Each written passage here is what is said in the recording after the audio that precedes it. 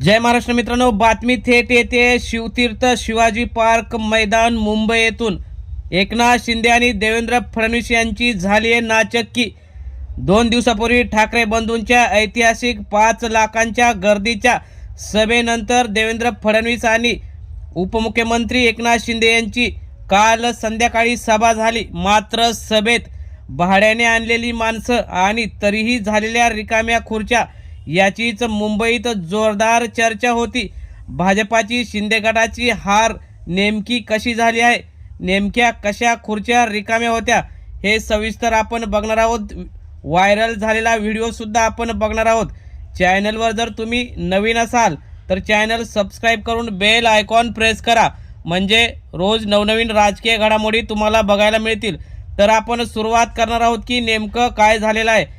राज्याच्या राजकारणातून एक महत्त्वाची बातमी। मुंबई महानगरपालिका निवडणुकीचं वारं जोरदार वाहत आहे। 2 ठाकरे बंधू, महाराष्ट्र नवनिर्माण सेनेचे अध्यक्ष राज ठाकरे, शिवसेनेचे पक्षप्रमुख उद्धव ठाकरे एकत्र आले। त्यांच्या अनेक ठिकाणी सभा पार पडल्या, नाशिकला झाली, इतर ठिकाणी झाली।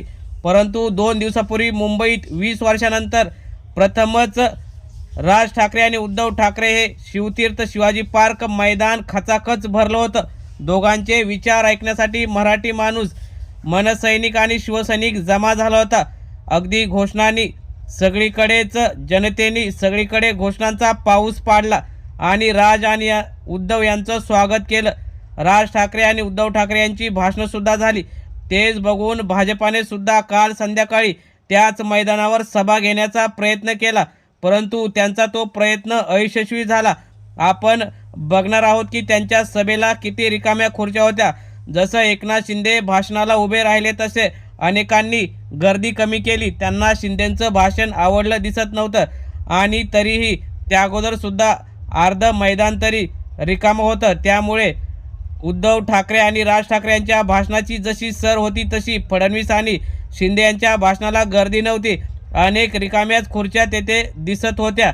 तसे जे काही अनेक लोक आली होती, त्यामध्ये जे काही मीडिया प्रतिनिधींनी घेतलेल्या बाईटमध्ये सुद्धा त्यांना हे सुद्धा माहीत नव्हतं की कोणाची सभा आहे आणि कशासाठी आणलाय।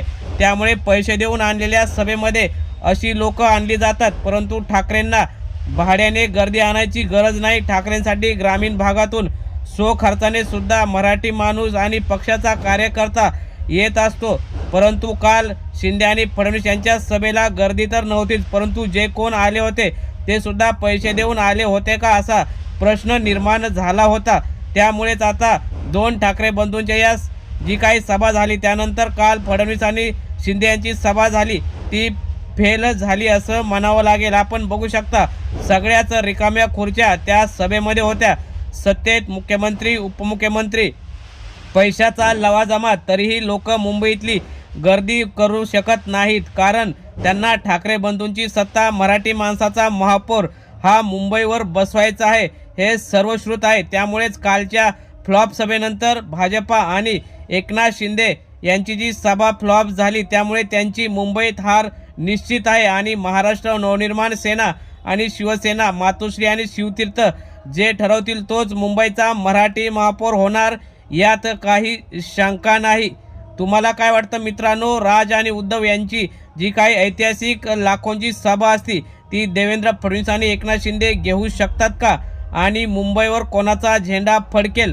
तुम्हाला काय वाटतं? तुम्ही सुद्धा तुमच्या प्रतिक्रिया कमेंट बॉक्समध्ये जरूर कळवा। धन्यवाद। जय हिंद, जय महाराष्ट्र।